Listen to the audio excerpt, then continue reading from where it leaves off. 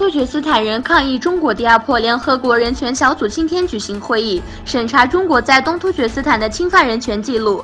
这一天，世界各地东突厥斯坦人在民间组织的组织下，在日内瓦联合国总部和伊斯坦布尔市等地方举行大规模示威游行，抗议中国在东突厥斯坦针对维吾尔、哈萨克和柯尔克斯等民族的镇压和压迫。土耳其公民被判10年徒刑，乌兹库尔阿伊登是一名土耳其公民，已失踪多年。最近透露，他被中国警察逮捕。他是一名维吾尔裔土耳其公民。2013至2016年，土耳其和东突厥斯坦之间做生意。2016年6月18日，他在和田被中国警察带走。土耳其驻中国领事馆试图跟他联系，但没有得到任何结果。逮捕后不久，他被判10年徒刑。据悉，他跟其他维吾尔人一起被分流到兰州的一个监狱。哈萨克斯坦维吾尔剧团在土耳其举行文艺演出。哈萨克斯坦国家维吾尔剧团在土耳其举行一系列文艺演出活动。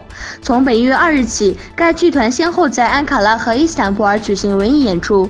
这些活动是国际突厥语国家文化委员会成立25周年庆祝活动的一部分。这是神秘的姆卡姆第一次在土耳其演出。突厥语国家委员会总秘书喀斯诺夫、土耳其加齐大学校长伊布拉辛乌斯兰等高级官员出席文艺演出。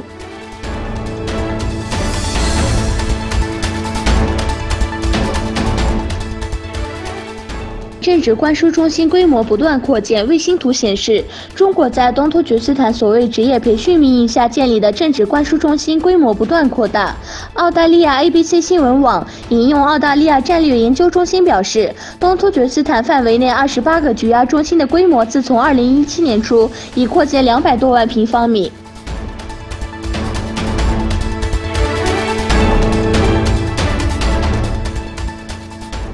而五角大楼俄战机拦截美军侦察机。美国五角大楼官员说，一架俄罗斯战机星期一在黑海上空以不安全动作拦截在国际空域飞行的一架美国侦察机。